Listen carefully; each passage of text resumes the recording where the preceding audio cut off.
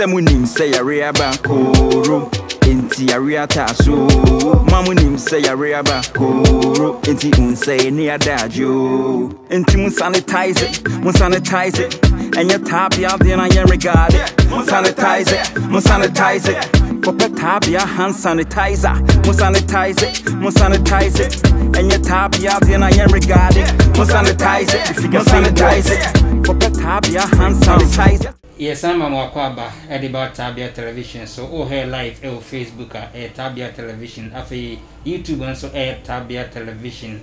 Na yen say enemy bring na ekoso memo enchena nyakopan ya domoa na electoral commission akotro din foforo kra na 2020 abato no yetim dia to won se mebre ena ekoso Supreme Court na eneyi ena Supreme Court de judgment aba asemo ND samanyeko no ene individual bi de kodan court no de ho ruling aba bonten as say akoyedeja de aba na eba ye no enti asem na kama yese akwa bibia ho binum stress MDC for stress omo vindicated and other sections so stress there be omo nyanti rule na see na yaba NMD4 kwa begin chemu kakra ahwe said the Supreme Court ankasa kan enra abra omo tenase na omo the rule no ebaye enti your Holy Trinity Chambers lawyer Kwame Adofo ono na bran na se bichi adwene epenchemu ni nimdie bia omramu a yaba na ase na beje ehon nimdie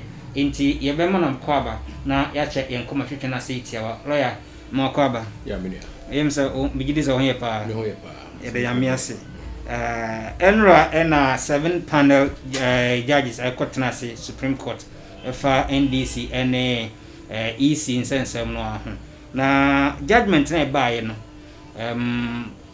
ako entiase na nhyada emu nhyada na ho men pa bre enti na yebebisa se per the ruling of Supreme Court de baaye no na omo pa kire sen dismiss as a bemu any the omugitum no na omo pa kire sen in summary asem no so bonnet tofa asem a yetiti akura say electoral commission at the bill be called parliament say opese or new register na bill no a pass we no ye no CI 126 the ejina ne say sa bill no de be kire say abana ye beto no obi a obetima register bia no a form of identification ID card obetima use no niema miensa omo say one ukura Ghana passport it me register ma odimba voter register no se woni Ghana passport na se wo Ghana card ya ye issue bia okay eno so ultimate de kire se me ene asomasi me card ni kire se me ye de me se be ye okay na no ya ti ase de din aba register ni okay ena se woni anu bi susu a nipa mienu a wo mantem a wo munimu a wo betime di ho adanse ebetime aka se no kre eye me Kwame Adofo hani metie me ye Ghana ni no masan ne adwoato nti enya de a problem but NDC for contention ne say say you no miensa no enye enough ebe ma enkrofo bi nya akwanya and court and call register no nti ebe ma ebinim ntimi nto aba eto asum enti no no de call Supreme Court and the Supreme Court say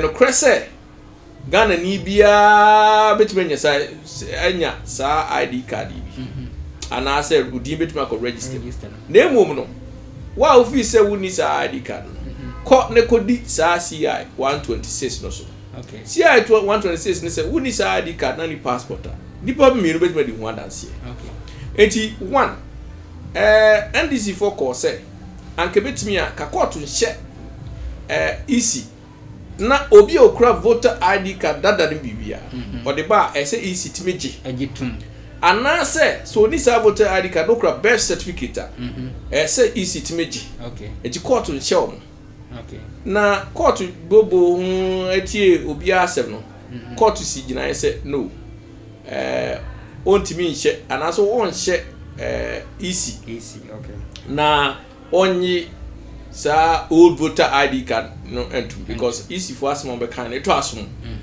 and two birth certificate so enya de a ye be hye omo no maje nti court to dispense sa eyi onu nyina okay enti ni tietie mu a e court so enro an se e say no de NDC for asem be koye no court anya antum court about atwene na court botto twene no and a court person nipa ti asienti o make bibi e the consequential orders you can say consequential orders a che say decision ya make say na esusu aso a ese bani okay this is bia ya make decision would we aba ya anya would we aba ya jatum would we aba the tietie mu an say monko na monko yesi and e the consequential orders na sa consequential orders na court make you know and ma miensa was it one or share a for say all stakeholders include political parties, okay, electoral commission, citizens, voters. Or show munina say no control in accordance with the CI 126. Okay. CI 126 no and a year emra eda sa you know I share. It is all control dia requirements ni bibiaro or sa CI 126. And you court a show say wow we are interested party Ghana for political parties so civil society so munyina monko. Okay. I don't know first consequential order court make you. And a second consequential order they say what share easy say eda what share say or person share say no etrodi no onko so sa no onko ye no eda na on person bepa ho. Okay. And only second one. Naturally, say no, say on the 30th, EC Ntman Sasia. Technically, we book Emrano so. Okay. So that's a Tuesday. Okay. And now, the Tosso Miensa, and then interesting was say, Court Sasha say, Sassem where for EC home. Any dear, a fat EC who be a walk court for Frobia. Court I make it order say. Court Ringina stop almost easy fire. No more fat. Orders Supreme Court are making any adjuma. Nempo Osako Feda say, wow, wabo trimu po. So basadi a same way, and who be a court. Sa Odyssey account. Eti court no, I say, court to club and once year reading, Sa Supreme Court judgment. Actual say, or any case are the baby. You can't cover field no. Okay. Enti, if you are in to walk around our burial. It is in there. And this is one so and they say every day and share a electoral commission so true deal. Okay. This is also back to say what we interest be now we Ghana ni what we call control name woman share. Okay. Because as soon be her omo register omo to aba the zank for no dey enye by force. Okay. But what we Ghana ni woni bibia no 2% beto aba dey Tuesday 30th year so called na control. Okay. And you said the ruling no about fa ho. Okay. Member third consequential orders because my interest kakra ho. But may share per the first year court year so granting no. They problem issue by meaning na NTS say ko ba na say na the general secretary of the NDC Baba Bontenka say yes court na je omo and someone to say you bet my man old voter register no and as a voter's card no ya get to the aye juma ade confuse you omo enti me personal be feel say general secretary mistake no ye tin one tiase. Okay. Em say the first one na second one na na da ho ne say was a court ensimukina anaso won si gina ye say easy to me bia owo so de be compile new register no eni se or this enfranchise anase eso oni hu kwan se o sibi no mu kwan se omuntimi register to aba. Okay. And a court say granted che say court atiase na emom no say wo kokko trudin in accordance with CI 126. It's a bad side na ko CI 126 de be na ho then na eka ho na be ko say wo passport uni passport a Ghana card uni Ghana card adipa mienu be di one dance. Okay. So until what take granted no and na junior so wo ma di bem o start so mu boshire but one ti e ho na nka ho say CI 126 no and a court CF adwuma it's all na se voter ID card any ho the na just where ni bi I am from so on the part of Omo legal team no na say on the part of NDC and say so wo court who your lawyer dey kra na wo court na say ye kan wo judgment do be kra wo kra no won tiase eye putupuru this wo giba ehome so na statistical kinkan ho na wo hu say say the na party ni enti me nya sure say deliberate me nya sure so mo share da nya sure say NDC for share da but empofri mu na no ya na nye easy so wetin maka say say na no mo kan it take 1 or 2 days as what you see hu de na mo kan okay my uncle consequential orders no so 3 na make us me issue mo no say by these decisions and by virtue of Article 130 Clause 2 of the Constitution, any court in which same or similar action is pending or yet to be filed shall apply the decision rendered by the Supreme Court in these consolidated suits. Not just said those Osikai, wow, poor Jimpo said that court was asking me on Untminko. Court no, and yet the right to legal rights and infringe upon said, have you?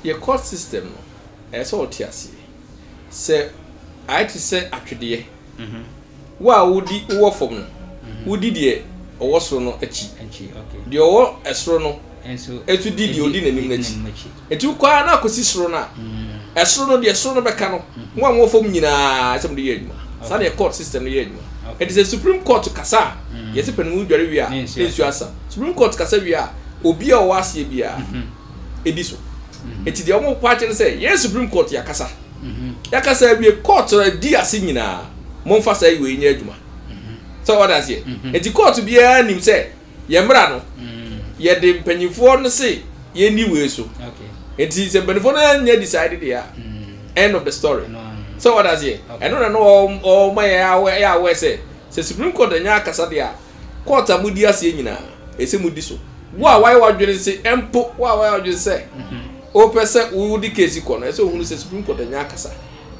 etuko na no say so mo ka obi nkofo kasa say dey o pese ko to filing fees to go no I go file because who call ya be ka je bala fu be for okay because Supreme Court akasa it say china so o ba me ho kwa me adofo se mko di o na fu Supreme Court akasa o dey o so ba to fa o kwa o tu filing fees o maji okay non refundable o sanka o sika it is almost to sika gudi a o kwa o file o maji na emom no enkosi hwe if it's a Supreme Court akasa sana seche all right enyimre no around 8:30 na NDC ko press conference former president Mahama and address you know now before obe kasa no I think say Haruna Idris a minority leader on the kind introduction and I what you said the ruling is absurd meaning emra mu kasa ruling be absurd no person chasing well when who Mr. Haruna na wabusano because maintain where the friend a ruling being absurd before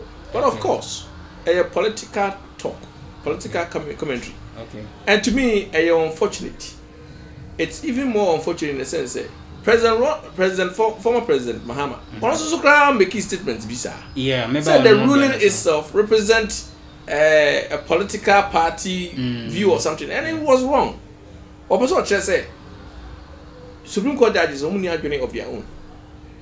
So that's here. It's an insult to the court. A former president shouldn't talk like that. In this case, I am disappointed in the judgment. I do not agree with it, but I accept it. But Okanse, he is disappointed and he doesn't agree. Yes, but then you go further to impugn the reputation of the court. But saying say encophobia dwene yeah so I don't need a atem no encophobia dwene party political party bi adwene and a reflecting that is wrong. A leader must not talk like that because court no keep you together so that's it afana nyina aseba court na yeko yes e betwa e homa na se court akasa na ne nya adwene na se court na akasa me ne nya adwene me fi se court na ti e wrong but I accept it. So what does it? Yeah. Now go further say political party be adwene a. Na ba je say. That is what you matter. Okay. And the court cannot speak for itself. Okay. So follow social media kakra. Come I say in recent times Osha commenter a free nipa no binom eba particularly omo aligned to the opposition NDC. Come I say they feel say the court is like it's being tilted to one side. I say almost every case almost every case no. I don't know does it not affect the reputation and the integrity of the court in any way? Minia, and why did they go to court? Case way NDC for na the court too. And you been a force mom court. Court no just said no more GDA wo court no. Okay. Yes sir, come kokoye every be court e kotu sika ne adegu ebi wa wo GDA so ba we so kwa ultimate lose. So they say yeah. But statement I be make it after and the member what chita for and who say see a buo e ma court na answer me fa buo ma court. Okay. Na akwa na ka kodi be ma and ka be di court na tem. Obviously. So statements no making no. Making some kwa o any be. But it's okay for foot soldiers to be making that statement. But a whole leader of a major political party statement be why so making. Yeah, I remember faith. No, I didn't work on what you mamma Gina a criticize the court in a way a man for lose confidence in the court because the court itself no and the keep you together. Okay. And your holiday, if you say former president Mahama or court too far, unfortunate. I so apologize to the court. Okay. It's no a lawyer Kwame Adolfo of Holy Trinity Chambers Kumasi and yenena edin komoi enti ni nyina efa Supreme Court ruling na ediba bonteno na chese ensamo a ndi samani kono ne some private individual bi edikoda omo no oma bododo na egu amba bi honso aba ko mienu bi oma jeto na mom ni nyina subject to the CI 126 2020 ebebo abato a yebeto no eho bra no inti no ena ade a course so inti Supreme Court Justice Justices 7 panel no me 7 ena tenase de na odi animo ye Justice enin yeboa Supreme na say Chief Justice o me temu afọ penin no afi Justice JVM Doche na ono so etimu bi ono mobaka 2012 Supreme Court and as election petition no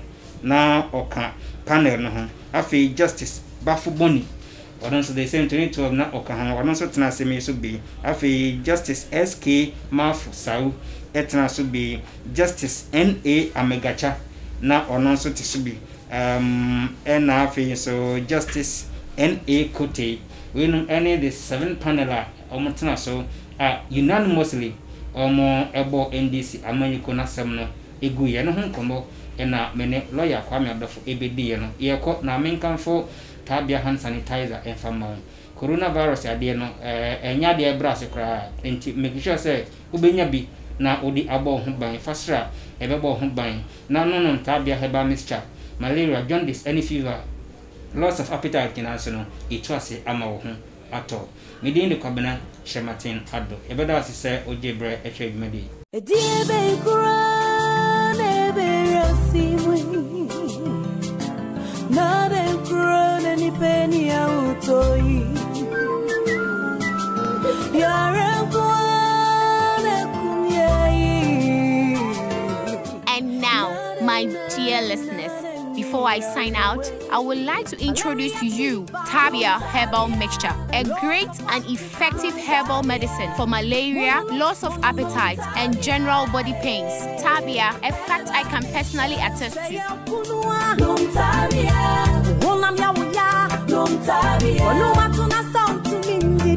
Tabia Herbal Mixture. Ansa na wobenom Tabia Herbal Mixture. Shisho moja muhunu se wenye chidi yari nubi ansa. FDA ahwehwe saa ejwadie nkratoyi mu agye atom se eye.